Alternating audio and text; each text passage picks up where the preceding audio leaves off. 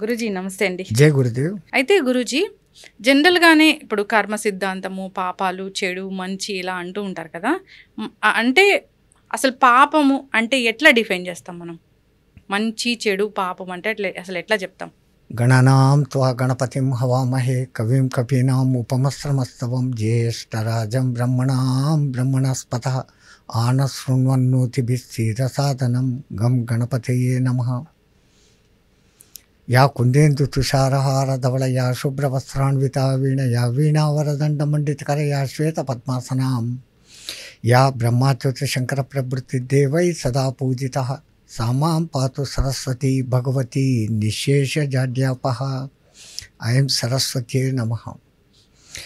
జ్ఞానానందమయం దేవం నిర్మలస్ఫటికాకృతిం ఆధారం సర్వవిద్యానాం శ్రీ హయగ్రీవ గురుం ఉపాస్మహే. మా గురుదేవులైనటువంటి మహంతి హిమాలయగిరిజీ మహారాజ్ వారి పాదపద్మములను మనస్సులో స్మరించుకొని బీఆర్కే న్యూస్ వీక్షక మహాశయులందరికీ సకల శుభాలు జరగాలని ఆశీస్సులతో కోరుకుంటూ, పాపపుణ్యాలు ధర్మాధర్మాలు ఇవన్నీ జంట పదాలుగా ఉన్నాయి. మంచి చెడులు ప్రతి ఒక్కటి జంట పదం. అంటే మన పూర్వీకులు ఎంత చక్కగా ఆలోచించారంటే ఒకటి వెనకల ఒకటి ఉంది, సుఖ దుఃఖము అని అంటున్నారు. అందరూ సుఖం వెనకల పడుతున్నారు, దుఃఖం వద్దు అనుకుంటున్నారు. ఆ సుఖమే దుఃఖంగా పరిణమిస్తుంది అనేది కనుక్కోవడం లేదు.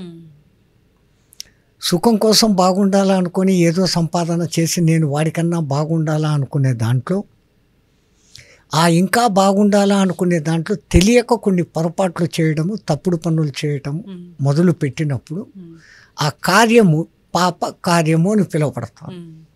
ఇతరులకు బాధ కలిగిస్తూ, ఇతరులకు నష్టం కలగజేస్తూ ఏ పని చేసినా అది పాప కార్యము అంటున్నాం. పూర్వ ఋషులు ఈ పేరు ఎందుకు చెప్పినారంటే చెడు చెయ్యకు, చెడు వినకు, చెడు చూడకు. ఆ మూడు కోతల సిద్ధాంతం. అందరినీ మంచిగా ఉంచేదానికి చేస్తే, అందరూ సమాజంలో మంచిగుంటే ఆ సమాజం ఉన్నత స్థితికి వస్తుంది. అట్లా కాకుండా ఈ తేడాలు అంటే నువ్వు పాపాత్ముడు అని ఒక బ్రాండ్ వేసేసినాక వాడికి ఒక భయం ఉంటుంది, కనీసం పాపాలు చేయడు. ఇప్పుడు నా ఆధునిక పద్ధతిలో చెప్పాలంటే చాలామంది అడుగుతారు, స్వర్గం నరకం ఉండాయా, చూసొచ్చారా, పాపాలు చేస్తే నరకానికి పోతారు, మంచి చేస్తే స్వర్గానికి పోతారు అంటారా? పోయి వచ్చిన వాడు ఎవడైనా ఉన్నాడా? అవి అసలు ఉన్నాయా లేవా? మా ఉత్తర భారతదేశంలో సంతులందరూ కలిసినప్పుడు డిస్కషన్స్ జరుగుతాయి. ఒకే విషయాన్ని ఉంది అని చెప్పాలి, లేదు అని ఖండించాలి. అట్లా ఒకసారి ఒక డిస్కషన్లో ఒక మహానుభావుడిని ఈ ప్రశ్న వేశారు, స్వర్గం నరకం అస్సలు ఉన్నాయా? ఉన్నాయి అని చూపించాలి, నిరూపించాలి, లేవు అని చెప్పాలి. అప్పుడు ఆ మహానుభావుడు అంటాడు, నీ చేత మంచి పనులు చేయించేదానికి స్వర్గము అనే ఒక ఆశ పెట్టారు. ఉదాహరణ చెప్పాలంటే, ఎవడో ఒకడు ఆకలితో ఉన్నాడు, నా దగ్గరకు వచ్చాడు, నాకు వానికి పెట్టే తాహతు లేదు. ఒక పెట్టేవాడు ఉంటాడు, కానీ వాడు పిసినారు. వాని చేత వీడికి అన్నం పెట్టించాలంటే, అయ్యయ్యా ఆకలితో ఉన్నవాడికి నువ్వు ఇక్కడ భోజనం పెడితే నువ్వు చనిపోయినాక ఆ పుణ్యంతో స్వర్గంలో పోయి రంభ డ్యాన్స్ చూడొచ్చు అని అంటుంది. వీడు సచ్చినాక చూడబోయే రంభ డ్యాన్స్ కోసమన్నా వానికి అన్నం పెడతాడు. To encourage him in a good manner, మంచిని పెంపొందింప చేసేదానికి, వాణిలో ఒక ఆర్తి తీర్చే, అన్నం తీర్చేదానికి స్వర్గం అనే ఆశ చూపించినప్పుడు వాడు పుణ్యకార్యాలు చేస్తాడు. అట్లాగనే ఎవడో ఒకడు పాపకార్యం చేస్తున్నాడు, చేయొద్దు అని నేను చెప్తే నీకేం పట్టింది, నా ఇష్టం నేను చేస్తానంటాడు. నరకము అని ఒక భయం పెట్టి, నువ్వు ఇక్కడైతే చేసావు, చచ్చిపోయినాక అక్కడ నిన్ను నూనెలో వేసి కాంచుతారు అని అంటే, ఆ భయానికి ఇక్కడ వీడు తప్పు చేయకుండా ఉంటాడు. టు రిస్ట్రైన్ యూ ఫ్రమ్ నరకం, చెడ్డ పనుల నుంచి రిస్ట్రైన్ చేసేదానికి, మీలోని మంచి పనులను పెంపొందించేదానికి స్వర్గము నరకము అనేటివి పెట్టారు, అవి లేవు అని ముందు చూపించాం. ఆ తర్వాత సనాతన భారతీయ ధర్మంలో పాపపుణ్యాలకు పరిహారాలకు ఉన్నాయి. క్షీణే మధ్య మనుష్యలోకం గచ్చతి అని చెప్పారు. నువ్వు పుణ్యాలు సంపాదించుకుంటే చంద్రలోకము, ఇంద్రలోకము లాంటి లోకాలకు పోతావు, అక్కడ వాళ్ళ వైభోగాలు కొన్ని అనుభవిస్తావు, పుణ్యం క్షీణించినాక మళ్ళీ జన్మ ఎత్తుతావు. అట్లాగనే పాపకర్మలు చేసినామంటే కొంతకాలం కొన్ని పాపాలకు నరకంలో శిక్షలు వేసి మళ్ళీ తిరిగి భూలోకంలో ఆ శిక్షలు మళ్ళీ కలిగింపచేస్తాడు. ఎక్కడో లేవు, మనకి మధ్యలోనే ఉన్నాయి. ఒకటికి కొన్నాళ్ళకు పాపం చేసి ఈ పొద్దు బాగుంటాడు, రేపొద్దున వాడికి ఏదో జబ్బు వస్తుంది. అక్కడ ఒకటి దగ్గర 10,000 సంపాదించుకున్నాడు, ఇక్కడ 10 లక్షలు ఆపరేషన్కు ఖర్చు పెట్టుకుంటాడు. వాడు చేసిన పాపం రోగ రూపంలో వస్తుంది. అందుకే అంటారు, ఎవరు చేసిన భార్యాపుత్ర సుతాలయం రావాలంటే గత జన్మ కర్మానుసారణం అంటాడు. నువ్వు ఏ మంచి పనులు చేస్తే నీకు మంచి జరుగుతుంది, చెడ్డ చేస్తే చెడ్డ అవుతుంది. మంచి విత్తులు నాటితే మంచి పంట వస్తుంది, పుచ్చివి ఏంచినటి ఎప్పటికీ పంట రాదు. అది తెలిసినాక చెడు చేయకుండా మంచి చేయడమే మానవ ధర్మం. మనుష్యులం మనం. అంటే ఇప్పుడు చెప్తున్నారు కదా గురూజీ, పాపం చేస్తే ఎప్పుడో కాదు ఈ జన్మలోనే అది అనుభవించి తీరుతారు. కలియుగంలో ఏది కూడా ఫాస్టే. ఒకప్పుడు జన్మలు తీసుకుంటూ పడేవాళ్ళం. ఇప్పుడు ఈ సాత్మే కర్యా ఈ సాత్మే భోయా అన్నట్లు అయిపోతాను. ఈ చేతిలో చేసింది ఈ చేతిలో ఫలితం. ఒక చిన్న ఉదాహరణకు ఒక చిన్న కథ ఉందమ్మా. ఒక ఊర్లో 2 మిత్రులు ఉండేవాళ్ళు. ఒక ఆయన బెల్లం వ్యాపారం, ఒక ఆయన జొన్నల వ్యాపారం. ఈ బెల్లం వ్యాపారి కొంచెం కన్నింగ్ ఫెలో. ఎవరి దగ్గరైనా కానీ కొంచానికి కొంచెం లాభం పొందే రకం. న్యాయంగా వచ్చే లాభం కాకుండా ఎక్స్ట్రా లాభానికి పోతుంటాడు ఆయన. ఈ జొన్నల వ్యాపారి ధర్మంగా తను ఎంత తెచ్చుకున్నాడో, ఖర్చులు ఎంతో, తన జీవితానికి ఎంతనో అంత మాత్రం లాభం చేసుకొని అమ్ముతున్నాడు. వ్యాపారం అంటేనే మోసము, లాభం. ఒకసారి ఈ జొన్నల వ్యాపారికి బెల్లం అవసరమైంది. స్నేహితుడు ఆయన దగ్గరికి వెళ్ళాడు. 1 కేజీ బెల్లం కావాలయ్యా. ఆడ బెల్లాన్ని తురుపు పట్టి ఒక 100 గ్రాములు కొట్టేసి ముద్ద కేజీ బెల్లం అని ఇచ్చాడు. ఈయన తీసుకొని వెళ్ళిపోయి, స్నేహితుడు కదా అని నమ్మాడు. స్నేహితుడిని మోసం చేశాడు. స్నేహితుడని కూడా చూడకుండా తీసుకొని వెళ్ళిపోయాడు. ఈయన వెళ్ళిన కాసేపటికి ఈ బెల్లం వ్యాపారి భార్య, కోళ్లకు దానా అయిపోయింది, మీ మిత్రుడి దగ్గర జొన్నలు ఉంటాయి కదా, 1 కేజీ పట్టుకురా అని. ఈయన మళ్ళీ వచ్చాడు. ఒరే 1 కేజీ జొన్నలు లేరా. లోపలికి వెళ్ళి తూకం చూసుకొని వచ్చి ఇచ్చాడు. ఈయన తీసుకొని ఇంటికి పోతూ వీడు కన్నింగ్ బుద్ధి మొదటి నుంచి కదా, ఆడికేమో డౌట్ వచ్చింది, ఇది కేజీ జొన్నలుగా ఉన్నట్టు లేవే అని. పక్కన ఇంకో షాప్ ఉంటే ఆడ పోయి తూకం వేస్తాడు. అది 900 గ్రాములు ఉంది. పెద్ద నీతిమంతుడిలాగా ఇంకో 4గురిని వెంటేసుకొని ఆ ఫ్రెండ్ దగ్గరికి పోయినాడు. నువ్వేదో మంచోడు అని అంటారు, మోసం చేస్తావా, నాకు 900 గ్రాములే ఇస్తావా, నువ్వు కేజీ అడిగితే 100 గ్రాములు కొట్టేసావా, డబ్బేమో తీసుకున్నావు 10 రూపాయలు, ఇచ్చింది 900 గ్రాములు ఇస్తావు, డామ్ డూమ్ అన్నాడు. ఒరే నాదేం తప్పు లేదురా, నువ్వు అడిగి నేను లోపలికి పోయి జొన్నలు చూస్తామని కేజీ రాయి చూస్తే కనపడలే, నువ్వు నాకు పొద్దున బెల్లం కేజీ ఇచ్చావు కదా, ఆ బెల్లాన్ని పెట్టి నీకు తూకం వేసి ఇచ్చాను, తేరా తుచుకోహిలాగా నీది నీకే తగిలింది. తో ఈ రోజు చేస్తే ఆజ్కరా ఆజీ బోయా, ఈ రోజు చేసింది ఈ రోజే భరించాల.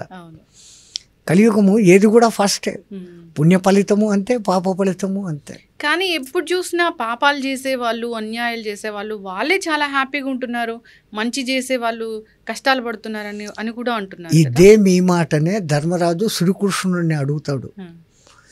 నాకు ఇంత చేసిన ఆ ఆతతాయి లక్క ఇంట్లో కాల్చాడు, మోసం జూదం ఆడి 12 ఏళ్ళు పంపుతా అన్నాడు, మళ్ళీ అజ్ఞాతవాసం అంటా అన్నాడు, ఘోషయాత్ర చేసి మమ్మల్ని ఎగదోశాడు. వాడు చేసినంతా ఇన్ని చేసి వాడు రాజభోగాలు అనిపిస్తున్నాడు. నేను ఎప్పుడు యుధిష్ఠిరుడు అన్న పేరున్న నాకు ధర్మరాజాన్ని పిలుస్తున్నాడు, ధర్మాన్ని అంత గట్టిగా పట్టుకున్నా. నాకు ఎప్పుడో కష్టాలే, ఏకఛత్రాపురంలో అడుక్కొని తింటాను. ఇంకా ఆ తర్వాత ఈ అడవి ఎప్పుడు మేము సుఖపడినాం. కృష్ణ మంచి చేసేవాడికి ఇదేంటి, చెడు చేసిన దానికి అదేంటి అంటే కృష్ణ పరమాత్మ చెప్తాడు, ఆ పైవాడు 2 అకౌంట్లే చూస్తాడురా, పాప పుణ్యాలు అనే వాటిని. నువ్వు ఎక్కువ పాపాలు చేసి తక్కువ పుణ్యాలు చేసింటే ముందు ఆ పుణ్య ఫలితాలు ఇచ్చేస్తాడు. ఇప్పుడు దుర్యోధనుడు ఆ పుణ్య ఫలితాలు అనుభవిస్తున్నాడు. ఆ తర్వాత నిరంతర కష్టాలే. 10,000 పాముల జన్మలు ఎత్తాలి వాడు. తర్వాత యుద్ధంలో చచ్చిపోతాడు. చచ్చినాక అనేక జన్మలు పాము జన్మలు ఎత్తుతాడు. 10,000 కాదు, అనేక జన్మలు పాము జన్మలు ఎత్తాడు. నువ్వు కొన్ని పాపాలు చేసుకున్నావు, పుణ్యాలు ఎక్కువ చేసుకున్నావు. కొన్నాళ్ళు రాజుగా ఉన్నాడు కదా, రాజుగా ఉంటే దండించడము, శిక్షించడము అలాంటి చిన్న పాపాలు ఉంటాయి. ఆ పాపాలకు నువ్వు ఇప్పుడు ఈ శిక్షలు అనుభవిస్తున్నావు. ఆ తర్వాత నీ పుణ్యరాశి ఎటువంటిదంటే 32 ఏళ్ళు ఎదురు లేకుండా రాజ్య పరిపాలన చేస్తావు. ఆ తర్వాత నేరుగా నువ్వు స్వర్గానికి పోతావు. కష్టం ఇట్లా వచ్చి ఇట్లా పోతుంది అంతే. ధర్మరాజు మంచి గుణం చూడండి, వాడు ఎప్పుడైతే దుర్యోధనుడు తర్వాత అనేక పాము జన్మలు ఎత్తుతాడు అని అంటే, వాడు ఎంత దాయాది అయినా నన్ను ఎంత ఇబ్బంది పెట్టినా మా పెద్దనాయన కొడుకు కదా, ఆ పాము జన్మలను ఏమన్నా తక్కువ చేసేదానికి ఉందా అని అడుగుతాడు. మంచి మనసు. ధర్మ బుద్ధి అట్లాడితే అడిగితే నీవు సంకల్పం చేసుకుంటే అవుతుంది అని అంటే, అప్పుడు ధర్మరాజు వాని పాము జన్మలు తొందరగా నశించుకాక అని కోరుకుంటే, ఈ అభిమన్యుని కొడుకు అయినటువంటి పరీక్షిత్ మహారాజు చచ్చిపోతే ఆయన కొడుకు అయిన జన్మంజయుడు పాముడి మీద పగపట్టి సర్పయాగం చేసినప్పుడు ఈ పాముల జన్మలన్నీ దాంట్లో పడి భస్మం అయిపోయి తొందరగా పాముల జన్మలు పోయి దుర్యోధనుడికి పుణ్యగతులు కలుగుతాయి. అయితే గురూజీ, జనరల్గానే జన్మలు అంటే ఇప్పుడు మన కడుపున ఒక బిడ్డ పుట్టాలి అంటే అది ఎట్లా వాళ్ళు అక్కడ చెప్తారా? ఈ జన్మ తీసుకోవాలి అంటే ఏమైనా ఉంటుందా? దాని వెనక రహస్యం ఉంటుంది? ఇప్పుడు 6 నెలల వరకు తల్లికి గర్భం పెరుగుతుంది, పిండం పెరుగుతూ ఉంటుంది, తల్లికి ఏ అనుభూతి ఉండదు, కడుపు మాత్రం పెరుగుతూ ఉంటుంది.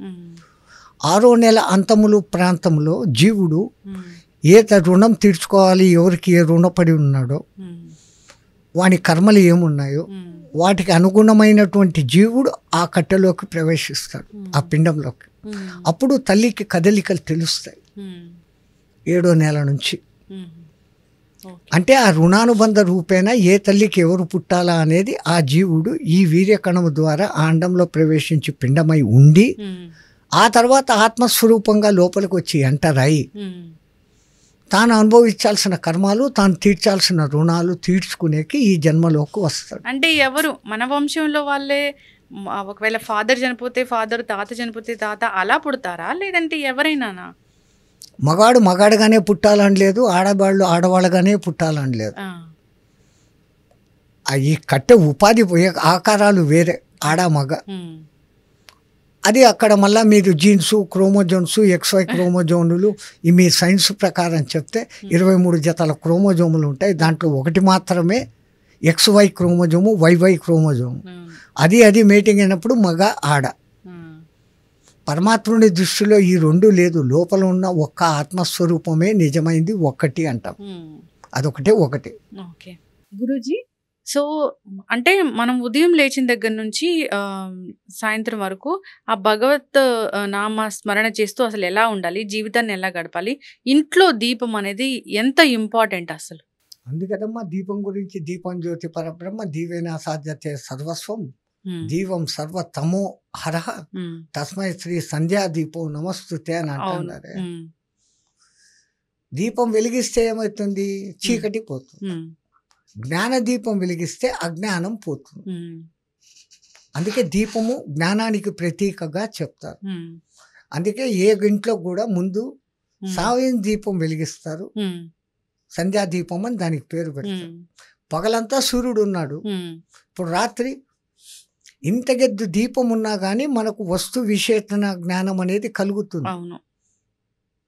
కాబట్టి దీపాన్ని అంత గొప్పదిగా మన పూర్వీకులు గుర్తించి పెట్టినారు. దీపం పెట్టుకోమన్నారు అంతే. ఇంకా మనోళ్ళు ఎంతగా పెరిగిపోయినారంటే ఏ నూనె పెట్టాలా, ఎన్ని ఒత్తులు పెట్టాలా, ఏ దిక్కులో పెట్టాలా. 2 ఒత్తులు వేస్తే ఒకలాంటి పుణ్యము. చెప్పేవాళ్ళు కూడా ఇన్ని ఒత్తులు వేస్తే ఇది అది ఇది అని. దేవతారాధనకు కలశహారతి అని మొదలుపెట్టి పంచహారతి అని, నక్షత్రహారతి అని, మీరు గంగాహారతి ఇచ్చేటప్పుడు అవన్నీ పెడతారు. అక్కడ వాళ్ళకి అది సాంప్రదాయం, అది అట్లా చేయాలి.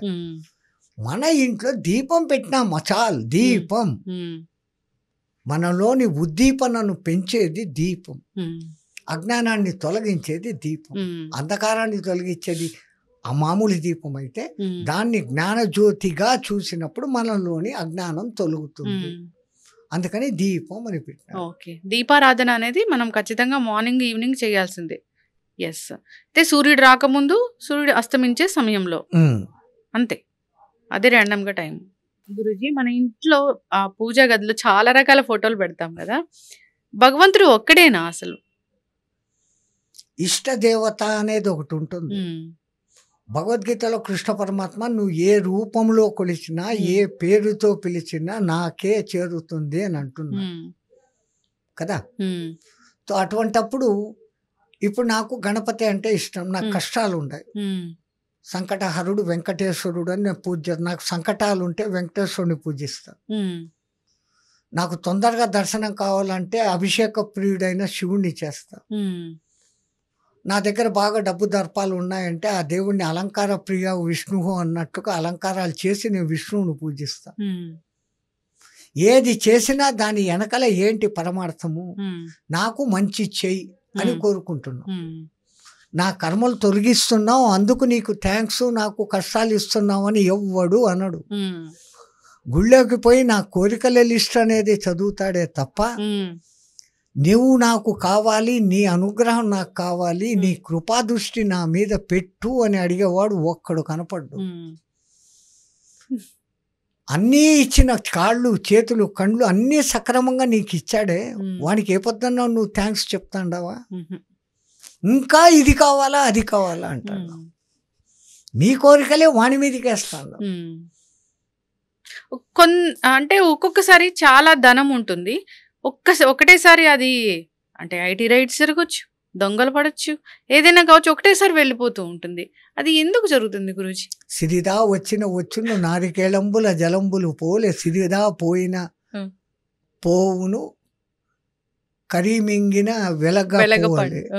కరెక్టా? అది కరెక్ట్. వాని నాటకము ఈ దియాతో చప్పడ పాడికే దిగా అంటారు మా హిందీలో. ఇస్తే ఆకాశం చిల్లు పడేటట్టుగా ఇస్తాడు. ఏ మాత్రము మిగలకుండా జలగ పీల్చినట్టు పీల్చి కూడా డౌన్ఫాల్ అయిపోతుంది. కాకపోతే అక్కడ మన విచక్షణ, పరమాత్ముడు ఇచ్చాడు దీన్ని నిలుపుకోవాలా. నేను తిని నలుగురికి పెడతాను, ఉన్నదంతా ఊడ్చి పెడతాను కాదు, నాకు ఉన్నంతలో దీనులు ఆర్తులు నాకన్నా తక్కువగా ఉండి లేని వాళ్లకు పెడతాను. అంతే తప్ప పార్టీలు పెట్టి ఇంకో కోటీశ్వరుణ్ణి పిలిచి పబ్బులు గిబ్బులు ఈ పెట్టేది కాదు. అన్నం ఆకలితో ఉన్న వాడికి పెట్టడం, అది సద్వినియోగమైంది. ఆ సద్వినియోగం ఎప్పుడు నీకు అపకారం చేయదు, మంచిగా చేస్తుంది. భలా కరే తో భలా హోగా, బురా కరే తో బురా హోగా. అదే ఇంతకుముందు చెప్పాను బెల్లం వ్యాపారం. అవును. అయితే గురూజీ ఇప్పుడు దానం చేస్తే ఈ చేతితో దానం చేస్తే ఈ చేతికి తెలియకూడదు అట్లా చెప్తూ ఉంటారు. కానీ ఇప్పుడు ఏం చేస్తున్నారంటే దానం చేసిన ప్రతిదీ ఒక వీడియో తీసి మళ్ళీ అది యూట్యూబ్ లో పెట్టుకుంటూ. దానం మాట దేవుడు ఎరుగు తల్లి, దేవుడికి ఇచ్చింది కూడా మైకులో 10 సార్లు చెప్పు, గోత్రనామాలు చెప్పు. వీడు ఇచ్చేది దేవునికి చందా 10 రూపాయలు. అవును. ఈయన గోత్రనామాలు, వీళ్ళ అమ్మ నాన్న పేరు, ఈయన కొడుకు మనవాళ్ళ పేరు కూడా చెప్పాలి. అవును. అసలు దేవుడికి నువ్వు ఇస్తావా? అన్నీ ఇచ్చింది వాడు, వాడికి నువ్వు ఇస్తావా? అవును. మనం చేయాల్సింది అంతే కలవు నామస్మరణాత్ ముక్తి. అట్లా అని చెప్పి 24 గంటలు దేవుడా దేవుడా అని కూర్చుంటే నీ పనులు ఎట్లా? అవును. కష్టం వస్తే అసలు తెలియట్లేదు, ఏం చేయాలో తెలియట్లేదు, కష్టం వచ్చింది, బాగా ఇబ్బంది పడుతున్నాను అన్నప్పుడు ఏ దేవారాధన చేస్తే, ఏ దైవారాధన చేస్తే మనకు వెంటనే ఫలితం దక్కుతుంది? అందుకే ఈ మానవులు, ఈ అల్ప మానవులు ఇట్లా ఇబ్బంది పడతారని మన పూర్వీకులు టైంకు ఒక్కొక్క 2 నిమిషాలు చేయగలిగిన చిన్న మంత్ర వ్యవస్థ ఒకటి పెట్టినారు. ప్రొద్దున్నే మీరు బెడ్ మీద పడుకున్నారు, ఇంకా కళ్ళు తెరిచారు, లేయలే, వెంటనే ఈ 2 చేతులు ఇట్లా నలుపుకొని కళ్ళ మీద పెట్టుకొని కరాగ్ర వసతే లక్ష్మి, కరమధ్యే సరస్వతి, కరమూలంచ పార్వతి, ప్రభాతే కరదర్శనం. 3 అమ్మలను తలుచుకున్నాం. కాలు కింద పెడుతున్నాం లేచి. సముద్ర వసనే దేవి, అనేక రత్న సంభూతే, విష్ణు పత్నీచ దేవి, క్షమసత్వం మనం పాతాడను. అమ్మ భూదేవి, నేను ఎంగిలేసిన, మలినం చేసిన క్షమగా ఉంటున్నా, గుంతలు చేసిన బాధపడ్డంలే, నాకు మళ్ళీ పంట ఇస్తాడు, ఇంత చేస్తున్న నీ మీద నేను కాలు పెడతాడనమ్మా, క్షమించు. ఇది చదివేదానికి ఎంతసేపు పట్టింది? పొద్దున్నే కరాగ్ర వసతి లక్ష్మి, కరమధ్య సరస్వతి, కరమూలంచ పార్వతి. ఎంతసేపు అయింది? ఇది సెకండ్స్ కూడా పట్టలేదు, ఎక్కువ 1 నిమిషం అనుకోండి, అయిపోయింది. కాలు కింద పెట్టినప్పుడు ఈ మాట అన్నారు, సముద్ర వసనే దేవి, అనేక రత్న సంభూతే, విష్ణుపత్ని చేత్ భూదేవి క్షమసత్వం మమ్మ పాతాళం. ఇది కూడా ఒక నిమిషం అయిపోయిందా. మళ్ళీ స్నానానికి వెళ్ళారు. ఆ నీళ్ళలో ఒక చేయి పెట్టి గంగే చేమని నర్మదా సింధు తాపత్ర అస్మిన్ జల సన్నిధౌ కురు. ఇదెంత పట్టింది? ఇంతే తప్ప మధ్యలో నీ 24 గంటలు గుణుక్కోమని చెప్పలే. అయిందా? ఇంకా ఆ తర్వాత భోజనం చేస్తున్నాం. పాతకాలంలో ఏదో మధ్యాహ్నమో 10 గంటలకు ఒకటే భోజనం, టిఫిన్లు వాడవలసిన లేవు. ఆ భోజనం చేస్తున్నాం. భోజనం చేసేటప్పుడు మటు కొంచెం ఎలాబరేట్. ఆ తింటున్న పదార్థం నాకు చేరుగా కానీ అన్నపూర్ణే సదాపూర్ణే శంకర ప్రాణవల్లభే జ్ఞాన వైరాగ్య సిద్ధార్థం అని మేమంటాం. భక్తి జ్ఞాన సిద్ధార్థం అని మీరు అనాలి. మళ్ళీ ఈ మంత్రం కూడా అందరూ ఒకటే చదివేస్తే మీకు వైరాగ్యం ఎందుకు? మాకు కావాలి. అన్నపూర్ణే సదాపూర్ణే భక్తి జ్ఞాన సిద్ధార్థం అని కుటుంబీకులు అంటారు. జ్ఞాన వైరాగ్య సిద్ధార్థం అని మేము అడుగుతాం. ఎందుకు మీరు సాధువుల్లాగా ఉన్నారు? ఎందుకు మీరు ఫ్యామిలీ వైపు లేరు? అంటే జనరల్గా ఏది మిమ్మల్ని మోటివేట్ చేసింది?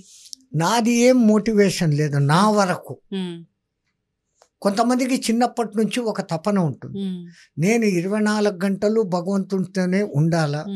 ఈ సంసార లంపటాలు పెట్టుకుంటే భార్య అంటాం, కొడుకు అంటాం, తర్వాత మనవడు అంటాం, వాళ్లకు సంపాదించేదానికి సంపాదనలు, ఈ లంపటంలో పడకుండా నేను 24 గంటలు భగవత్ చింతనలు ఉంటాను అన్నవాడు సన్యాసం తీసుకుంటాడు.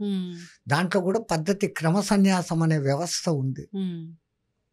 క్రమ సన్యాసం అంటే ముందు బాల్యం అంతా గడిపావు, చదువుకున్నావు, ఆ తర్వాత గురువు అనుమతితో పెళ్లి చేసుకున్నావు, పిల్లలను కొన్నావు, బాధ్యతలు తీర్చేసావు, వాళ్ళను ఉద్యోగస్తులుగాను, ఆడపిల్లలైతే పెళ్లి చేసావు, పంపించేసావు, వాళ్ళకు ఒక జీవిత మార్గం చూపించావు. ఆ తర్వాత ధర్మపత్నిని అడుగుతావు, నేను ఇట్లా పోతాను వస్తావా అని. అక్కడ వానప్రస్థం, భార్య అనుమతితో భార్యతో ఉండి చేయడం. ఆ తర్వాత అది కూడా వదిలేసి సర్వసంగ పరిత్యాగం, సన్యాసం అనేది క్రమ పద్ధతి. కొంతమందికి వాని అదృష్టమో వాని పూర్వజనమో పుణ్యమో ఏదో చెప్పలేము. ఈ ఉపాధి 2 ఏళ్ల వయసులో మా గురువు గారికి దొరికాను ఒక మేళాలో తప్పిపోయి. ఇంకా నా బతుకంతా ఆయనతోనే నడిచినప్పుడు నాకు ఈ సంసారము, జీవనము, ఆశలు, సంపాదన ఇది ఏం మాకు తెలియలే. చదువుకున్నాం కానీ స్కూల్ వరకే, మళ్ళా ఆశ్రమమే. అది ఆశ్రమ జీవితం మాకు అలవాటు అయిపోయింది. అమ్మ ప్రేమ తెలీదు, అమ్మ ఎవరో తెలీదు, నాన్న ఎవరో తెలీదు, నా కులం ఏదో తెలీదు, నా భాష ఏదో తెలీదు. ఆ మహానుభావుడు మా గురుగారు మహంత హిమాలయగిరిజీ మహారాజు, ఆయన పుణ్యఫలాన నేను ఇప్పుడు ఈ స్థాయిలో ఉన్నాను. ఇప్పుడు ఆ భోజనంలో ముందు అన్నపూర్ణ చెప్పినాం. దాని తర్వాత బ్రహ్మార్పణం, బ్రహ్మహైవి, బ్రహ్మాగ్నో బ్రహ్మణావుతం, బ్రహ్మణైవ గంతవ్యం, బ్రహ్మకర్మ సమాధినం. తింటున్నది బ్రహ్మము, తింటున్నవాడు బ్రహ్మము, తినబడుతున్నది బ్రహ్మము, బ్రహ్మము బ్రహ్మంలో కలుస్తుంది అన్నటువంటి భావన. ఈ కూర బాగలేదే, ఇదేమో మాడింది అనుకుంటా తింటే ఇనికి రోగాలు వస్తాయి. ఎంత వీటి వెనకాల సైన్స్ ఉందమ్మా.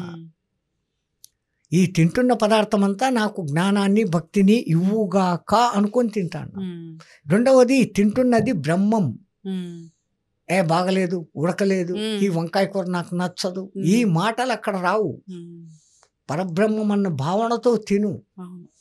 ఆ తర్వాత 3వ మంత్రం అహం వైశ్వానరో భూత్వా ప్రాణినా దేహమాశ్రిత ప్రాణాపాన సమాయక్తం పచాన్యన్నం చతుర్వేది. భోజనం అంతా చేసేసినాక ఉత్తరోపాసన అని, ఇంతకుముందేమో 3 సార్లు నీళ్ళు ఇట్లా పోస్తారు. ఆఖరిన భోజనం అంతా అయినాక ఏతత్ సర్వం, ఈ తిన్నదంతా అమృతంగా మయమస్తు, నాలో అమృతంగా మారుగాక. అంటే నాకు ఏది అది తిన్నది గ్యాస్ ట్రబుల్లో, రోగాల్లో, రొస్ట్లో రాకుండా జీర్ణమై నాకు శక్తిగా మారుగాక. 3 సార్లు అన్నదాత సుఖీభవ అంటాం. మొదటిసారి అన్నదాత సుఖీభవ అనింది అప్పుడు మాకు పెట్టినవాడు మంచిగా ఉండాలని వాడు. రెండవసారి అన్నదాత అంటే పండించిన పంటదాత, రైతు. 3వసారి అన్నదాత అంటే అన్నీ ఇచ్చిన పరమాత్మ. అయితే గురూజీ, పెద్ద పెద్ద మొండి రోగాలు వస్తూ ఉంటాయి, అసలు తగ్గని జబ్బులు వస్తూ ఉంటాయి, మందులు లేని జబ్బులు వస్తుంటాయి. అది ఎందుకు వస్తుంది గురూజీ? ఎందుకు వస్తాయి ఇలాంటివి? మన భారతీయ ధర్మమే ఉండేది కర్మ సిద్ధాంతం. ఎప్పుడో చేసిన కర్మలు ఇప్పుడు రోగం మూలంగా మనల్ని పీడిస్తున్నాయి. లేదు ఈ జన్మలో మనం తప్పుడు ఆహారాలు తినడము, ఉమ్, తప్పుడు టయానికి నిద్రపోవాల్సిన టైంలో నిద్రపోక, ఉమ్, తినకూడని ఆహారాలు ఉమ్, తినడము తెలిసి, ఉమ్, ఇవి నాకు ఒళ్ళుకు పట్టదు అని తెలిసి కూడా ఉమ్, మొహమాటానికో గొప్పతనానికో ఉమ్, అలవాటు లేని తిండ్లు, మన మ్మ్. తిండి కాని తిండ్లు ఉమ్. ఈ మధ్య వస్తున్నాయి కదా, ఏందో బగ్గర్లు కుక్కర్లు బెగ్గర్లు అని. ఆ, అది బర్గర్లు అది ఎప్పుడో వచ్చాయి. ఇప్పుడైతే అన్ని ఫ్రూట్స్ కూడా విదేశాల నుంచి తెచ్చుకుంటున్నాము, అన్ని రకాల ఫ్రూట్స్. ఇక్కడ లేవు ఆ, మన దేశంలో లేని ఫ్రూట్ల. ఉమ్, కానీ ఉమ్, ఒకవేళ అది కూడా ఒళ్ళుకు మంచిది అయితే ఉమ్, దాన్ని తెచ్చుకోండి. ఉమ్, ఉన్న డబ్బున్నోడు అవి తెచ్చుకుంటాడు. ఉమ్. డబ్బు లేనోళ్ళు ఇప్పుడు అమృత్ పండ్లు, అదేమి నేరేడు పండ్లు. నేరేడు పండ్లు ఉమ్, ఎక్కడ పడితే అక్కడ ఉంటాయి, ఉమ్, తక్కువ ధర, ఉమ్, ఎంత ఆరోగ్యానికి మంచిది. బీపీ షుగర్లు రెండూ రావు. ఉమ్. నేరేడు పండ్లతో. ఉమ్. పండ్లన్నీ తినేసి ఆ గింజలన్నీ ఎండబెట్టి పొడి చేసుకోండి. అవును. దాన్ని ఆ పొడి ఒక స్పూను, త్రిఫల పండు ఒక స్పూను వేసుకోండి. ఉమ్, బీపీ షుగర్ రెండూ కంట్రోల్లోకి వస్తాయి. అవును. ప్రకృతి సిద్ధంగా దేవుడు అరే వీడు గతి తప్పి రోగాలు తెచ్చుకుంటాడని ఉమ్, ఆ రోగాలు ఉపశమింపజేసేదానికి ఔషధాలు కూడా ఆ మహానుభావుడే మనకు ముందే ఇచ్చి ఉన్నాడు. అవును. మనము తినకూడని తిని మనం తెచ్చుకుంటున్నాం. అవును. పాతకాలంలో రైతులు అంతా ఎప్పుడో పొద్దున్నే రాత్రి అన్నంలో ఇంత ఉల్లిపాయ ఉమ్, పెరుగు వేసి పెట్టి ఉమ్. పొద్దున్నే అది తినేవాడు. ఇప్పుడు కూడా చద్దన్నం చాలా ప్రోబయోటిక్స్ అని ఎక్సలెంట్. చెప్తున్నారు. దాంట్లో ఉమ్, ఆ రాత్రి అంతా ఉండటంతో దాంట్లో ఒక రకమైన బ్యాక్టీరియా చేరి ఉమ్, డైజెషన్ బ్రహ్మాండంగా అవుతుంది, ఉమ్, ఎనర్జీని ఇస్తుంది అది. ఉమ్, దానికి ఏమో ఇంగ్లీష్ పేర్లు ప్రొబయోటిక్ ఫుడ్, ఆ ఉమ్. ఫుడ్ ఈ ఫుడ్ అని. ఎస్. ఏది శంఖంలోంచి పోస్తే తప్ప నీళ్లు కావు. ఎంతకు ఆ ఫారెనోడు చెప్తే మనకు ఓకే, అవును. మనోడు చెప్పింది ఏది కాదు. అయితే గురూజీ, ఇప్పుడు పెద్ద పెద్ద గురువుల దగ్గరికి వెళ్తే మన జాతకాలు చెప్తారు అని అంటారు. ఆ జాతకాలను నమ్మొచ్చా అసలు? ఒక హద్దు వరకు నమ్మచ్చు, ఉమ్, కానీ జాతకమే మన జీవితం కాదు. మన విల్ పవర్ మనకుంటే ఉమ్, జాతకాలను కూడా మన చేతులతో మనం మార్చుకోవచ్చు. ఉమ్, ఒక్కసారి ఆ జాతకంలో ఆయన ఏదో చెప్పినాడంటే మనకు అది ఎంత కాన్ఫిడెన్షియల్గా దిగబడిపోతుందంటే, ఉమ్, అయ్యో నాకు ఇంతే, నేనేం చేయలేను, ఉమ్, ఆ వై కెనాట్ అనుకొని మొదలు పెడితే ముందుకు పోగలం. అవును. జ్యోతిష్ శాస్త్రము చాలా గొప్పది, అది లేదు తప్పు అని నేను చెప్పను. ఉమ్, కానీ మన విల్ పవర్ కూడా వాడి ఉమ్, ఆ జ్యోతిష్ శాస్త్రంలో ఆయన చెప్పిన ఆ శాంతులు ఆ మంత్రాలు చేసినప్పుడు ఉమ్, దాని ప్రభావము కాలు కట్టయిపోవాల్సిన చోట కాళ్ళు ముళ్ళు దిగేంత తక్కువ అయిపోతుంది. ఓ, అంటే అంటే తగ్గిపోతుంది దాని ప్రభావం అనేది. ఓకే, శాంతులు జపాలు. ఇప్పుడు తెలియని వాళ్ళు ఉమ్, ఆ శని ఇక్కడ నుంచి ఇన్ని కోట్ల కిలోమీటర్ల దూరంలో ఉండే ఒక గ్రహము ఉమ్, అదేంది మీ మీద ప్రభావం చూపించేది. ఉమ్, ఈ చంద్రుడు 3,70,000 కిలోమీటర్ల దూరంలో ఉంటాడు, ఉమ్, అది గ్రహము. మేము పోయినాం, ఎక్కి వచ్చినాం. చంద్రలోకం వేరే, చంద్రగ్రహం వేరే. ఓకే. గ్రహాలు ప్రభావాలు చూపిస్తాయనే దానికి ఒకే ఒక ఎగ్జాంపుల్. ఉమ్, అమావాస్య పౌర్ణమి రోజులలో మాత్రమే హత్యలు, మానభంగాలు, దోపిడీలు ఎక్కువ జరుగుతాయి ఉమ్, ఈ సైంటిఫికల్ జర్నల్ ఉమ్. ప్రయోగాలు చేసి మనసు మీద ప్రభావం చూపిస్తుంది. ఖచ్చితంగా ఉమ్, పిచ్చి వాళ్ళకు పిచ్చి ఎక్కువ కావడము, ఉమ్. ఉన్మాదస్తులు అంటారు. ఉమ్. సముద్రంలో కూడా అలా ఆటుపోట్లు ఆ రోజే ఎక్కువ. అవును. 3,00,000 కిలోమీటర్లు ఉండేవాడు ఇంత ప్రత్యక్షంగా ప్రభావం చూపిస్తున్నాడు. ఉమ్, కోట్ల కిలోమీటర్ల దూరంలో ఉండే శని ఉమ్, ఆయనది ఇంతో అంతో ప్రభావం ఉంటుంది. ఉమ్, కలో నామస్మరణాత్ ముక్తి అని ముందే చెప్పిండు. ఉమ్, దానికన్నా ఒక గురువు దగ్గర అదే మంత్రం, ఉమ్, ఆ దేవుడిదే మంత్రం. అంటే ఏంటి? ఉమ్, మామూలుగా నారాయణ ఓం నమో భగవతే వాసుదేవాయ ద్వాదశాక్షరి మంత్రం, ఉమ్, అట్లాగనే ఓం నమో నారాయణాయ ఉమ్. అష్టాక్షరి మంత్రం. ఆ మంత్రం ఇచ్చినాక ఈ నారాయణాయ అనే దానికి అర్థం ఏంటి అనేది ఆ గురువు చెప్తాడు. ఉమ్, అర్థం తెలుసుకొని చేసినప్పుడు అది వ్యర్థం కాకుండా ఉమ్, పరమార్థం ఇస్తుంది. ఉమ్. పూర్ణాయుష్ కూడా పొందొచ్చా గురూజీ? మనిషికి 120 ఏండ్ల వయసు తల్లి. ఉమ్, కొంపదీసి మనోళ్ళు చేసిన చిన్న పొరపాటు ఉమ్, పెద్దవాళ్ళ దగ్గరికి పోయి మనం నమస్కారం పెడితే ఉమ్. వాళ్ళు వెంటనే ఏమంటున్నారు? శతమానం భవతి భవతి అంటున్నారు. 20 ఏళ్ళు కొట్టేస్తున్నారు. అయ్యో. ఉమ్, ద్విషష్ఠి భవతి అనాలి. ఉమ్,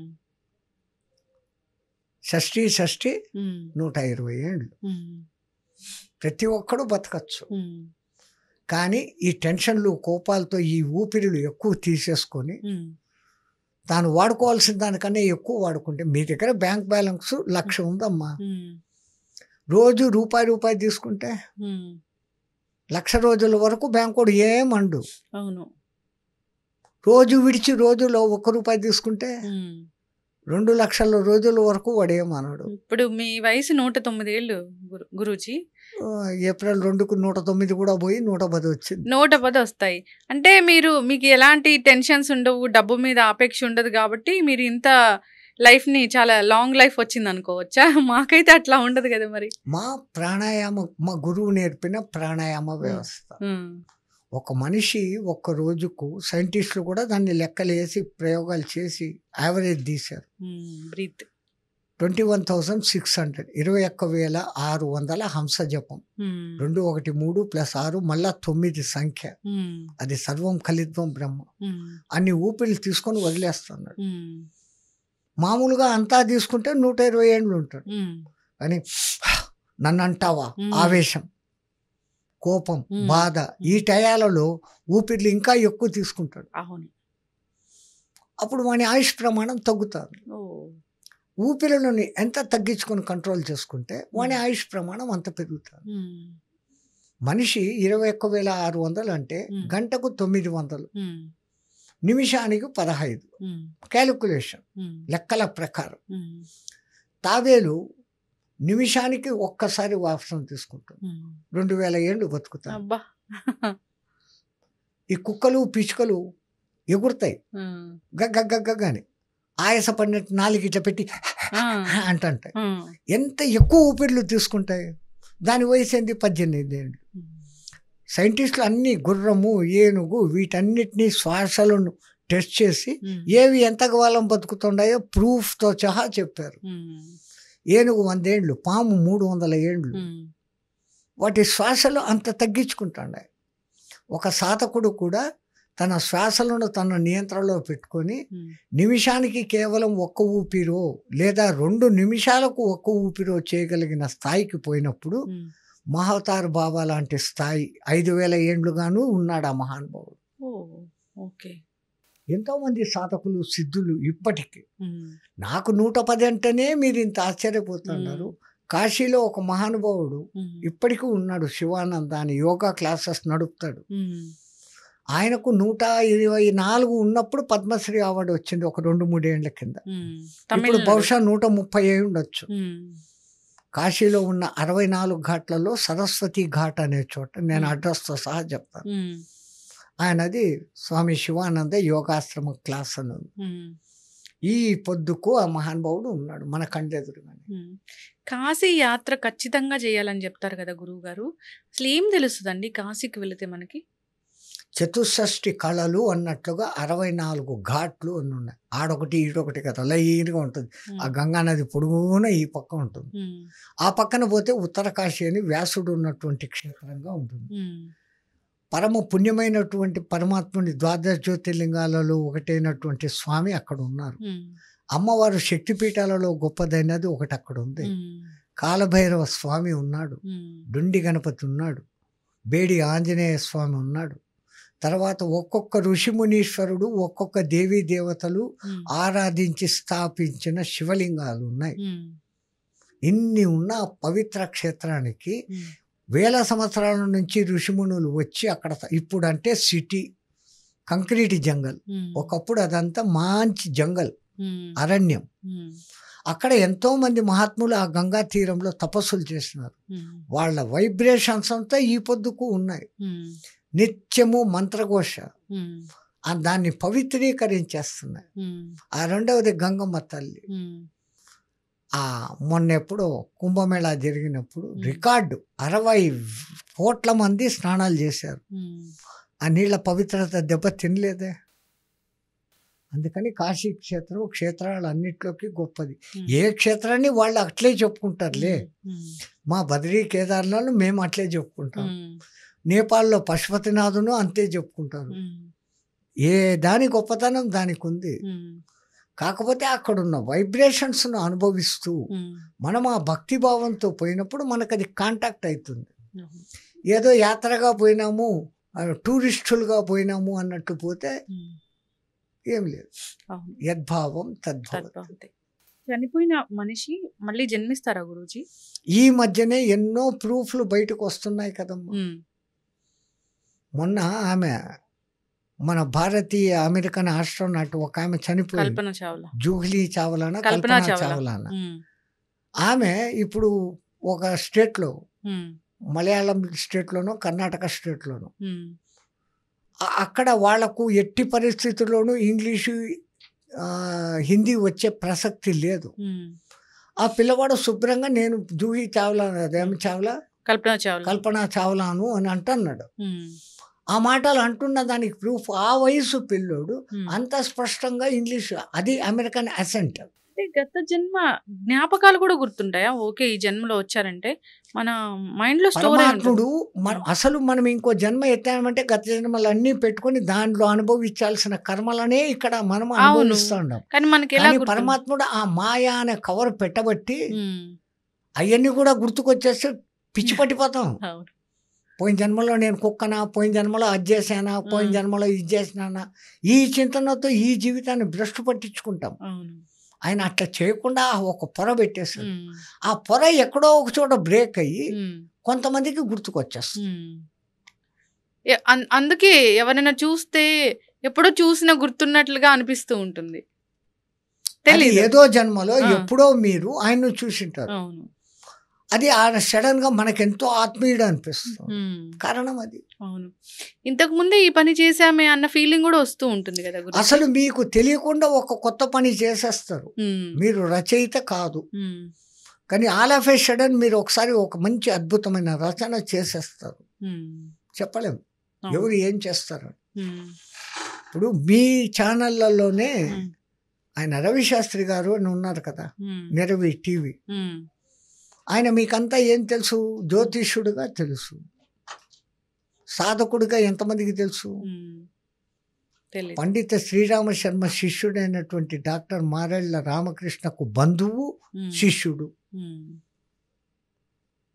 ఇంకా కొన్ని రోజుల్లో ఆ మహానుభావుడి చేతి నుంచి ఒక గొప్ప పుస్తకం రాబోతోంది. ఉమ్. దేని మీద?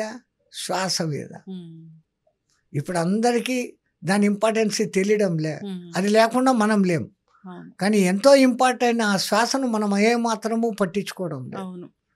ఆ శ్వాస అంటే ఏమి అనేది ఉమ్. దగ్గర దగ్గర 250 పేజీలతో ఒక పుస్తకం ఆ మనిషి తయారు చేస్తున్నాడు. ఉమ్. ఆయన ఎవరు? రవిశ. మరెళ్ళ రవిశాస్త్రి. ఉమ్. అయితే గురుజీ, మనం రీసెంట్గా చూసాము మయన్మార్లో భూకంపం అనేది పేక మెడల్లాగా కూలిపోయాయి. అలాంటి విపత్తులు అసలు ఎట్లా వస్తాయి, ఎందుకు వస్తాయి, ఇలాంటి విపత్తులు వస్తాయని ముందుగానే మీలాంటి సాధకులకు తెలుస్తుందా? తెలిసినా ఏమీ చేయలేం. దైవ నిర్ణయానికి వ్యతిరేకంగా పోయేదానికి లేదు. భ్రష్టత్వంతో అట్లాంటిది చూసి మనం భ్రష్టమైపోవడం తప్ప ప్రయోజనం లేదు. కాకపోతే ఎందుకు జరుగుతాయి? 2 రకాలుగా జరుగుతాయి. అమ్మను మాటి మాటికి పొడిచి అమ్మ నాకు పెట్టు నాకు పెట్టు అంటే అమ్మకి ఏ పొద్దో ఒక దినం తిరిగి పట్టమని ఒకటి కొడుతుంది, మన తల్లే. అటువంటిది ఈ భూమా తల్లిని మనం ఎంత భ్రష్టు పట్టించి ఆ యుద్ధాల పేరు మీద దిక్కుమాలిన బాంబులు వేస్తున్నాం. ఆ తల్లి పెంచుకుంటున్న బిడ్డలైనటువంటి చెట్లను తెగ నరికేస్తాను, ఇన్ని పనులు చేస్తాను. ఆ తల్లికి ఆగ్రహం వస్తే ఒక్కసారి కదులుతుంది. ఇంకా సైంటిఫికల్ ప్రకారంగా చూస్తే ఈ భూమి అంతా టెక్టానిక్ ప్లేట్స్, అవి ఎట్లా కదులుతాయి. ఈ కదిలిన 2 ఆ టెక్టానిక్ ప్లేట్ ఇంకో ప్లేటును కలిసి కొట్టినప్పుడు, ఢీకొన్నప్పుడు ఆ భూకంపాలు ఏర్పడతాయి. మ్యాగ్మా అనబడేటువంటి భూమికి కేంద్రకంలో ఉన్న ద్రవము పైకి విరజిమ్ముకొని వచ్చేటప్పుడు ఈ టెక్టానిక్ ప్లేట్స్ను కదులుతుంటాయి.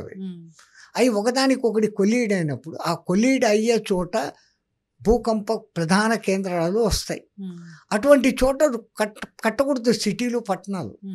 ఆ ప్రాంతాలను గుర్తించి అక్కడున్న ప్రజలను దూర ప్రాంతాలకు ప్రభుత్వాలు తరలిచ్చేస్తాయి. జన నష్టం జరగదు, ఆస్తి నష్టం అసలు ఉండదు. అక్కడ ఎవరు ఇండ్లు కట్టకపోతేనే కదా ఆ ఇండ్లు కూలిపోతున్నాయి. పెద్ద పెద్ద భవనాలు మీరు అన్నట్లుగా అట్ట పడిపోతాయి క్షణములు. పెద్ద పెద్ద వరదలు వస్తాయి, కళ్ళ ముందే కొట్టుకొని పోతాయి. సరే, భూకంపాలు అంటే మనకు చరిత్రలలో కూడా పురాణాలలో కూడా ఉంది, భూమి కంపించింది. ఈ సునామీనా సునామీ. ఈ దిక్కుమాలంటే అన్ని ఎందుకు వస్తాడే? మానవుడు చేస్తున్న తప్పు, ప్రకృతి ధ్వంసం ఎంత చేస్తున్నాడో ఆ ప్రకృతి అంత ప్రకోపిస్తుంది. సముద్రంలో ఇప్పుడు ఎంత ప్లాస్టిక్ పేరుకొని పోతా ఉంది అంటే ఆ సముద్రపు జీవరాశులకు ఉనికికి దెబ్బ కొడుతుంది, సమతౌల్యత పోతా ఉంది. ఎవడు చేస్తున్నాడు? ఈ దిక్కుమాల మానవుడే. అయితే గురువుగారు, జనరల్గా ఇప్పుడు పసిడి ధరలు రోజు రోజుకి పెరిగిపోతున్నాయి కదా, బంగారం ధరలు రోజు రోజుకి పెరిగిపోతున్నాయి. అంటే బంగారం అంటే అందరికీ ఇష్టమే. సో ఈ ధరలు పెరిగిపోతుంటే దాన్ని కొనలేని పరిస్థితి కూడా ఉంటుంది. అసలు బంగారం అనేది మనం అంత మక్కువ పెంచుకోవడానికి కారణం ఏంటి? అసలు ఎట్లా జీవితం ఉండాలి మనది దానికి వెళ్ళకుండా? బంగారానికి మనస్సును ఆకర్షించే అద్భుతమైన ఒక శక్తి ఉంది. ఆ లోహము చిలుము పట్టే ప్రసక్తి లేదు. మిగతాటి ఏదన్నా కానీ కాస్త ఇదైతుందేమో, బంగారాన్ని మెరుగుపడితే మెరిచిపోతుంది, గొప్పగా ఉంటుంది. దాని అణు నిర్మాణ పద్ధతి శరీరంలో దాన్ని ధరించినప్పుడు అది ఈ విశ్వకిరణాలను గ్రహించుకొని శరీరానికి ఆరోగ్యాన్ని కలిగిస్తుంది. హెల్త్ బెనిఫిట్ ఉంది. అందుకే ఆడవాళ్లకు కనీసం ఎక్కడా లేకుండా మంగళసూత్రం ఈ వక్షస్థలానికి తగులుతూ ఉంటే అనాహత చక్రాన్ని అది వైబ్రేట్ చేస్తుంది. అందుకని అక్కడ పెట్టినారు. ఈ మెట్టెలు అనేది కాళ్ళకు పెట్టినప్పుడు ఆ వెండి అనేది ఆ కాళ్ళకి ఏందో వేసుకుంటారు కదా మీరు, పట్టీలా గజ్జలా ఏమో అంటారు, అవి అక్కడ వేసుకున్నప్పుడు ఆ నర్వస్ సిస్టమ్ను యాక్టివేట్ చేస్తాయి. బంగారానికి అంత శక్తి ఉంది కాబట్టి చీమంత బంగారన్నా ఉండి అలా పెట్టుకోవాలా అంటారు. కానీ ధరలు రోజు రోజుకి పెరిగిపోతున్నాయి, విరుగుట కొరకే. రెండవది దాని ప్రొడక్టివిటీ వచ్చేది తక్కువ. బంగారు గనులలో 1 టన్ను బంగారు రాయిని బయటికి తీసి దాంట్లో నుంచి బంగారు తీస్తే అది ఏదో ఇన్ని ఔన్సులు అని వస్తే అక్కడ తవ్వకాలు చేస్తారు. ఈ ఖర్చులు ఎంత వస్తాయి? టన్ను రాయిని తవ్వి తీయాలా, దాన్ని పొడి చేసి మెల్ట్ చేసి దాంట్లో నుంచి బంగారు బయటికి తీయాలి. ఈ ఖర్చులు ఎన్ని వస్తాయి? దాంతో ఖర్చులు పెరిగిపోతా ఉన్నాయి. ఆ ఖర్చులు ఎంతెంత పెరిగిపోతా ఉందో ఈ బంగారు రేట్ అంతంత పెరిగిపోతుంది. మక్కువ పెంచుకోకూడదు దాని మీద. తిరుపతి దేవస్థానం వాళ్ళు ఒక్కసారి వాళ్ళ దగ్గర ఉన్న బంగారు మార్కెట్లోకి పెట్టినారంటే బంగారు రేటు తుస్సుమని దిగబడిపోతుంది. వెంకటేశ్వర స్వామి దగ్గర టన్నుల బంగారు ఉంది మహానుభావుడి దగ్గర. అది దేవుని తమ్ము, దాన్ని ఏమి చేయలేము. అదేమో కరిగించి మొదలు పెడతా ఉన్నారు. ఇప్పుడు పద్మనాభ స్వామి ఆలయంలో చాలా గదులు ఉన్నాయి, వాటిల్లో బంగారం ఉంది. చాలా పాతకాలంలో రాజులు జనాల సేఫ్టీ కోసము, ప్రజల మేలు కోసము ఆ లయాలు అనేటి కట్టారు. అక్కడనే మెడికల్ వైద్యము జరిగేది, విద్యా బోధన జరిగేది. పంటలు దెబ్బతింటే ఎప్పుడైనా మళ్ళీ గింజలు లేకపోతే గింజలని కలుషంలో గింజలు పెట్టేవాళ్ళు. అవి ఎప్పుడైనా కరువు వచ్చి గింజలే లేనప్పుడు వాటిని తీసి ఆ అన్ని గింజల్లో ఎన్ని గింజలు ఉంటాయి, ఒక్క 3 నెలలు నానా తంటాలు పడి ఆ గింజలు పెరుగుతాయి. దాంట్లో సగం తిని గంజి కాంచుకొని మిగతా సగం మళ్ళీ వేసి మళ్ళీ ప్రొడక్టివిటీ. అయితే చిన్న చిన్న దేవాలయాల్లో ఉండే దేవుడు సొమ్ముని తీసుకుంటే గనక చాలా కర్మలు వెంటాడతాయి, పాపం తగులుతుంది అని చెప్తా ఉంటారు. చాలా మందికి అలా తగిలిందని కూడా చెప్తూ ఉన్నారు. అదే మనము పోకూడని ముహూర్తాలలో చేయకూడని పద్ధతిగా పోవటం, స్నానం చేయకుండా పోవటం, మనసులో దుష్ట ఆలోచనలు పెట్టుకొని పోవటం. ఇప్పుడు దేవుడికి సంబంధించిన కొన్ని ఇవి సొమ్ముల్ని ఎవరైనా తీసుకుంటే కూడా సో వాళ్ళకి చాలా శాపాలు తగులుతాయని చెప్తాం. తాత్కాలికంగా అమ్మేసి వాడు ఉంటాడు బాగా, వాడి 7 తరాల వరకు సర్వభ్రష్టం అయిపోతుంది. వాడు చేసిన పాపం అనవసరంగా చెయ్యని తప్పుకు శిక్ష అనేది ఇట్లాడితే వాడి 7 తరాలు భ్రష్టం అవుతాయి. అట్లనే గురుజీ, 1 ఫైనల్ క్వశ్చన్ అండి. నరదిష్టి అని చెప్తా ఉంటారు కదా, అంటే అందరూ మనుషులే, అందరూ మంచోళ్ళే, కానీ నరదిష్టి అనేది ఎందుకు వస్తుంది? లోపల ఈర్ష్య. మానవుని కళ్ళల్లో మానవుని భావాలు కూడా తరంగాలుగానే ఉంటాయి కదా. ఈ తరంగాలు ఎంతెంత శక్తివంతం ఎత్తుకుపోతాయో అవి ఎదుటివాడి మీద ప్రభావం చూపించే ఛాన్సెస్ ఉన్నాయి. ఒక మనిషిలో ఈర్ష్య ఇంకో మనిషి మీద ఈర్ష్య విపరీతంగా పెరిగి వీడు పాడైపోవా, నాకన్నా బాగుండాడు లాంటిది అనుకోని మొదలుపెట్టి వాడి దిక్కు ఇట్లా కళ్ళు పెట్టి చూడంగా అదే దాన్ని నరదృష్టి అన్నట్లుగా అయ్యి ఈ వీని యొక్క థాట్ వైబ్రేషన్స్ వాని మంచి వైబ్రేషన్ డిస్టర్బ్ చేస్తాయి. దానికి ముందు వాడు ఇంకా ఇట్లా చేసి ఇంకా సంపాదించి ఇంతమందికి పెడతాము, ఇంతమందికి ఉద్యోగాలు ఇస్తాము లాంటి థాట్స్లో ఉంటాడు. ఈయన థాట్స్ ప్రసారము వాని గుడ్ థాట్స్ను అజిటేట్ చేసేస్తాయి.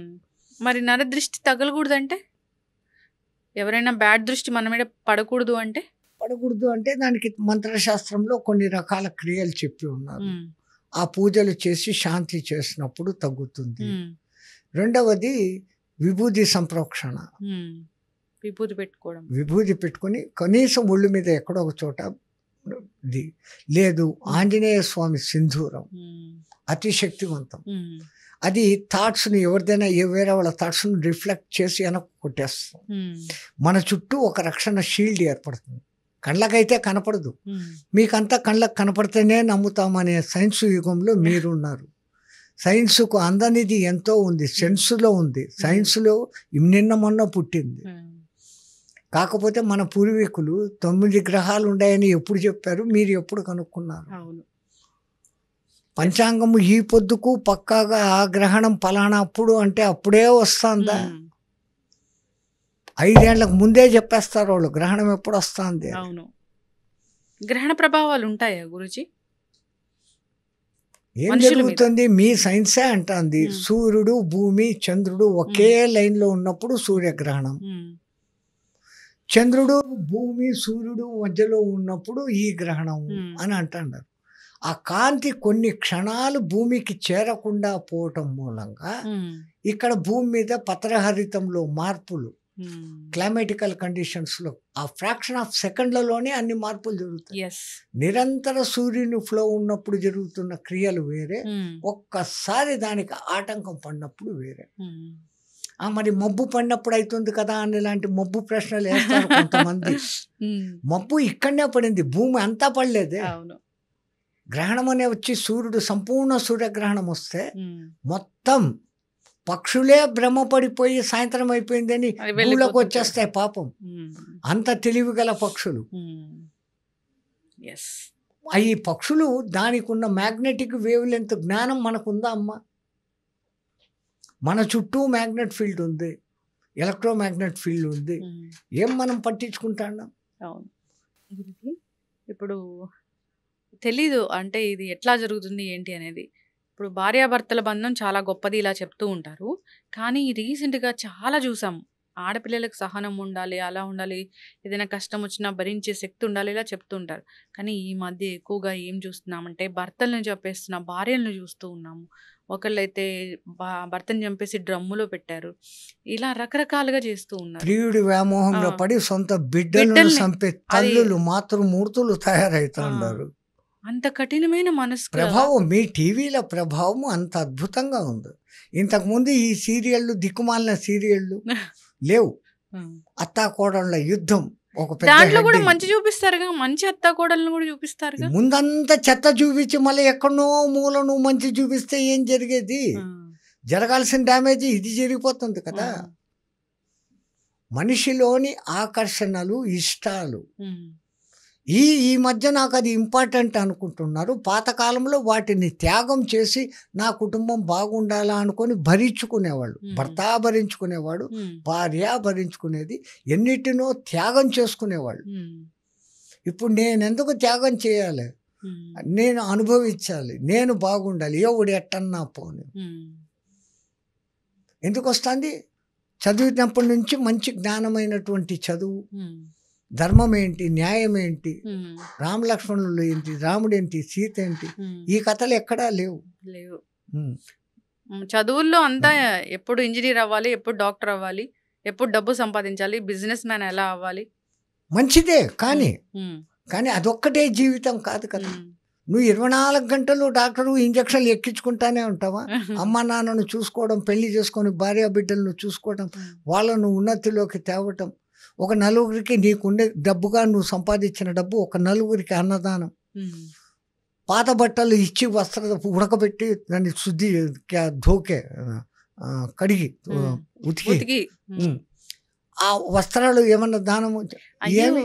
గురూజీ, ఎవరికైనా అన్నదానం చేయడం పక్కన పెడితే మనం తింటున్న అన్నాన్ని ఎలా తీయాలని చూసే వాళ్ళే చాలా మంది ఉన్నారు ఈ రోజుల్లో. జియో ఔర్ జీనేతో, నువ్వు బతుకు ఇంకోళ్ళను బతికి, కానీ ఉన్నదంతా ఊడ్చిపెట్టమని ఎక్కడ ఏ శాస్త్రము చెప్పదు. నీకు ఉన్న దాంట్లో కొంత తృప్తిగా, అభిమానంగా, ప్రేమగా, వినయంగా తిను అని ఆడ బారేస్తే అక్కడ నీ అహంకారము, వాణ్ణికి అవమానము. మానమున్నవాడు ఎవడు కూడా అని వస్తే పారా నీ తిండి నాకు అక్కడ నేను కావాలంటే పస్తుంటానని పోతాడు, కానీ అటువంటి తిండి తినడు. అయ్యా ఈ పొద్దు నాకు అవకాశం దొరికింది మీకు పెట్టేకు, వచ్చి కూర్చొని తినిపోండి. ఏం నీ కొంపలు మునిగిపోయినా ఆ మాట అనేదానికి నీ అహం తగ్గలేదు, నీది ఏమీ తగ్గలేదు. పైగా ఆ తిన్నవాడు అన్నదాత సుఖీభవ అని ఆశీర్వదించిపోతాడు. అంత ఆశీర్వాదం చెప్పలేకపోయినా నా కడుపు చల్లకపరిచావు, నీ కడుపు చల్లంగా ఉండా అంటాడు. 100 మంది ఆ మాట అనకపోయినా ఒక్కడన్నా కానీ నీకు అది తగిలిందా? చాలుగా. తిడితే తిట్లు కూడా తగులుతాయిగా. మరి ఇది తగులుతా అదెందుకు తగలదు? దేవుడు ఉన్నాడు అంటే దెయ్యం ఉందే, తప్పదుగా. చక్కగా చెప్పారండి. సో అందరూ కూడా మానవత్వంతో ధర్మబద్ధంగా జీవితం కొనసాగించాలని చెప్దామండి. సో మరీ కఠిన మనస్కులై పక్కన వాడిని ఎలా టార్గెట్ చేసి వాడిని ఎలా కింద పడేయాలి, పరిస్థితులు కొంతమందిని అట్లా మారుస్తాయమ్మా. ఒక మనిషి చెడ్డోడు అవుతున్నాడంటే వాడు స్వయంగా నేను చెడ్డోడు కావాలని ఎవ్వడూ కోరుకోడు. ఆ ఎన్విరాన్మెంట్స్, పరిస్థితులు, దానికి అతను రిటార్ట్ అయ్యే వ్యవహారం, దాంతో అవి జరుగుతుంటాయి. కాకపోతే అక్కడ కొంచెం దేవుడిచ్చిన ఆ విచక్షణను వాడుకొని కొంచెం దీన్ని భరిస్తాను, తర్వాత సర్దుకుంటుందిలే అన్న దీంట్లోకి వచ్చాడు అంటే బాగా అవుతాడు. ఆ నిమిషంలో ఆ డెసిషన్ కొట్టేస్తాను, చంపేస్తాను, చేసేస్తాను, దొంగతనం చేసేస్తాను అనుకొని నిర్ణయం తీసుకున్నాడు. ఇంకా ఒక్కసారి అది చేసినాడు, ఇంకా పతనంలోకే పోతూ వస్తుంది. చక్కగా చెప్పారు గురుగారు. జై శ్రీమన్నారాయణ. మీరు వస్తూ ఉండాలి ఇక్కడికి, మాకు మంచి మంచి మాటలు చెప్తూ ఉండాలి. ఈ చెప్పిందంతా మా గురుదేవుని కరుణా కటాక్షం.